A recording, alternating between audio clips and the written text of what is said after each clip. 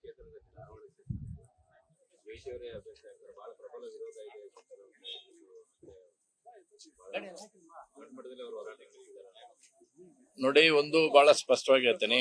ಭಾರತೀಯ ಜನತಾ ಪಾರ್ಟಿಯಿಂದ ಕೇಂದ್ರ ಸಚಿವರಾಗಿರ್ತಕ್ಕಂಥ ಮಾನ್ಯ ಪ್ರಹ್ಲಾದ್ ಜೋಶಿ ಅವರು ಧಾರವಾಡ ಲೋಕಸಭಾ ಕ್ಷೇತ್ರದಿಂದ ಈಗಾಗಲೇ 3 ಬಾರಿ ಗೆದ್ದಿದ್ದಾರೆ.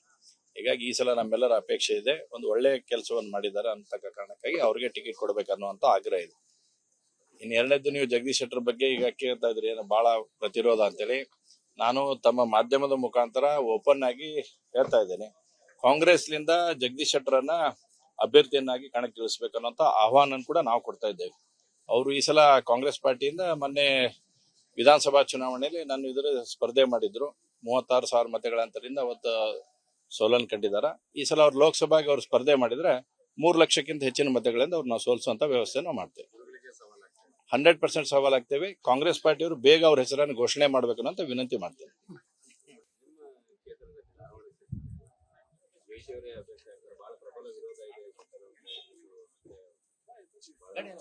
ದೊಡ್ಡ ಮಟ್ಟದಲ್ಲಿ ಅವರು ಹೋರಾಟ ನಡೆಸಿದ್ದಾರೆ. ನೋಡಿ, ಒಂದು ಬಹಳ ಸ್ಪಷ್ಟವಾಗಿ ಹೇಳ್ತೀನಿ. ಭಾರತೀಯ ಜನತಾ ಪಾರ್ಟಿಯಿಂದ ಕೇಂದ್ರ ಸಚಿವರಾಗಿರ್ತಕ್ಕಂಥ ಮಾನ್ಯ ಪ್ರಹ್ಲಾದ್ ಜೋಶಿ ಅವರು ಧಾರವಾಡ ಲೋಕಸಭಾ ಕ್ಷೇತ್ರದಿಂದ ಈಗಾಗಲೇ 3 ಬಾರಿ ಗೆದ್ದಿದ್ದಾರೆ. ಹೀಗಾಗಿ ಈ ಸಲ ನಮ್ಮೆಲ್ಲರ ಅಪೇಕ್ಷೆ ಇದೆ, ಒಂದು ಒಳ್ಳೆ ಕೆಲಸವನ್ನು ಮಾಡಿದ್ದಾರೆ ಅಂತಕ್ಕ ಕಾರಣಕ್ಕಾಗಿ ಅವ್ರಿಗೆ ಟಿಕೆಟ್ ಕೊಡ್ಬೇಕನ್ನುವಂತ ಆಗ್ರಹ ಇದೆ. ಇನ್ನು ಎರಡನೇದು, ನೀವು ಜಗದೀಶ್ ಶೆಟ್ಟರ್ ಬಗ್ಗೆ ಈಗ ಕೇಳ್ತಾ ಇದ್ರಿ, ಏನು ಬಹಳ ಪ್ರತಿರೋಧ ಅಂತೇಳಿ. ನಾನು ತಮ್ಮ ಮಾಧ್ಯಮದ ಮುಖಾಂತರ ಓಪನ್ ಆಗಿ ಹೇಳ್ತಾ ಇದ್ದೇನೆ, ಕಾಂಗ್ರೆಸ್ನಿಂದ ಜಗದೀಶ್ ಶೆಟ್ಟರನ್ನ ಅಭ್ಯರ್ಥಿಯನ್ನಾಗಿ ಕಣಕ್ಕಿಳಿಸಬೇಕನ್ನುವಂತ ಆಹ್ವಾನ ಕೂಡ ನಾವು ಕೊಡ್ತಾ ಇದ್ದೇವೆ. ಅವರು ಈ ಸಲ ಕಾಂಗ್ರೆಸ್ ಪಾರ್ಟಿಯಿಂದ ಮೊನ್ನೆ ವಿಧಾನಸಭಾ ಚುನಾವಣೆಯಲ್ಲಿ ನನ್ನ ಎದುರು ಸ್ಪರ್ಧೆ ಮಾಡಿದ್ರು. 36,000 ಮತಗಳ ಅಂತರಿಂದ ಅವತ್ತು ಸೋಲನ್ನು ಕಂಡಿದ್ದಾರೆ. ಈ ಸಲ ಅವ್ರು ಲೋಕಸಭೆಗೆ ಅವ್ರು ಸ್ಪರ್ಧೆ ಮಾಡಿದ್ರೆ 3 ಲಕ್ಷಕ್ಕಿಂತ ಹೆಚ್ಚಿನ ಮತಗಳಿಂದ ಅವ್ರು ನಾವು ಸೋಲಿಸುವಂತ ವ್ಯವಸ್ಥೆ ನಾವು ಮಾಡ್ತೇವೆ. 100% ಸವಾಲಾಗ್ತೇವೆ. ಕಾಂಗ್ರೆಸ್ ಪಾರ್ಟಿಯವರು ಬೇಗ ಅವ್ರ ಹೆಸರನ್ನು ಘೋಷಣೆ ಮಾಡಬೇಕು ಅಂತ ವಿನಂತಿ ಮಾಡ್ತೇವೆ. ಜಯಶಿವರೇ ಅಭ್ಯರ್ಥಿ ಆಗ್ತಾರೆ. ಬಹಳ ಪ್ರಬಲ ವಿರೋಧ ಇದೆ. ದೊಡ್ಡ ಮಟ್ಟದಲ್ಲಿ ಅವರು ಹೋರಾಟ ನಡೆಸಿದ್ದಾರೆ. ನೋಡಿ, ಒಂದು ಬಹಳ ಸ್ಪಷ್ಟವಾಗಿ ಹೇಳ್ತೀನಿ. ಭಾರತೀಯ ಜನತಾ ಪಾರ್ಟಿಯಿಂದ ಕೇಂದ್ರ ಸಚಿವರಾಗಿರ್ತಕ್ಕಂಥ ಮಾನ್ಯ ಪ್ರಹ್ಲಾದ್ ಜೋಶಿ ಅವರು ಧಾರವಾಡ ಲೋಕಸಭಾ ಕ್ಷೇತ್ರದಿಂದ ಈಗಾಗಲೇ 3 ಬಾರಿ ಗೆದ್ದಿದ್ದಾರೆ. ಹೀಗಾಗಿ ಈ ಸಲ ನಮ್ಮೆಲ್ಲರ ಅಪೇಕ್ಷೆ ಇದೆ, ಒಂದು ಒಳ್ಳೆ ಕೆಲಸವನ್ನು ಮಾಡಿದ್ದಾರೆ ಅಂತಕ್ಕ ಕಾರಣಕ್ಕಾಗಿ ಅವ್ರಿಗೆ ಟಿಕೆಟ್ ಕೊಡ್ಬೇಕನ್ನುವಂತ ಆಗ್ರಹ ಇದೆ. ಇನ್ನು ಎರಡನೇದು, ನೀವು ಜಗದೀಶ್ ಶೆಟ್ಟರ್ ಬಗ್ಗೆ ಈಗ ಕೇಳ್ತಾ ಇದ್ರಿ, ಏನು ಬಹಳ ಪ್ರತಿರೋಧ ಅಂತೇಳಿ.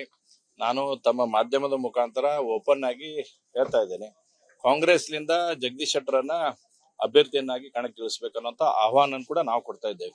ಅವರು ಈ ಸಲ ಕಾಂಗ್ರೆಸ್ ಪಾರ್ಟಿಯಿಂದ ಮೊನ್ನೆ ವಿಧಾನಸಭಾ ಚುನಾವಣೆಯಲ್ಲಿ ನನ್ನ ಎದುರು ಸ್ಪರ್ಧೆ ಮಾಡಿದ್ರು. 36,000 ಮತಗಳ ಅಂತರಿಂದ ಅವತ್ತು ಸೋಲನ್ನು ಕಂಡಿದ್ದಾರೆ. ಈ ಸಲ ಅವ್ರು ಲೋಕಸಭೆಗೆ ಅವ್ರು ಸ್ಪರ್ಧೆ ಮಾಡಿದ್ರೆ 3 ಲಕ್ಷಕ್ಕಿಂತ ಹೆಚ್ಚಿನ ಮತಗಳಿಂದ ಅವ್ರು ನಾವು ಸೋಲಿಸುವಂತ ವ್ಯವಸ್ಥೆ ನಾವು ಮಾಡ್ತೇವೆ. 100% ಸವಾಲಾಗ್ತೇವೆ. ಕಾಂಗ್ರೆಸ್ ಪಾರ್ಟಿಯವರು ಬೇಗ ಅವ್ರ ಹೆಸರನ್ನು ಘೋಷಣೆ ಮಾಡಬೇಕು ಅಂತ ವಿನಂತಿ ಮಾಡ್ತೇವೆ. ಅನುಕ್ಷಣದ ಸುದ್ದಿಗಳಿಗಾಗಿ ವಿಸ್ತಾರ ನ್ಯೂಸ್ ಯೂಟ್ಯೂಬ್ ಚಾನೆಲ್ ಸಬ್ಸ್ಕ್ರೈಬ್ ಮಾಡಿ. ಹೊಸ ಸುದ್ದಿಗಳ ನೋಟಿಫಿಕೇಶನ್ಗಾಗಿ ಬೆಲ್ ಐಕಾನ್ ಕ್ಲಿಕ್ ಮಾಡಿ. ಲೇಟೆಸ್ಟ್ ಅಪ್ಡೇಟ್ಸ್ಗಾಗಿ www.vistaranews.com ವೆಬ್ಸೈಟ್ಗೆ ವಿಸಿಟ್ ಮಾಡಿ.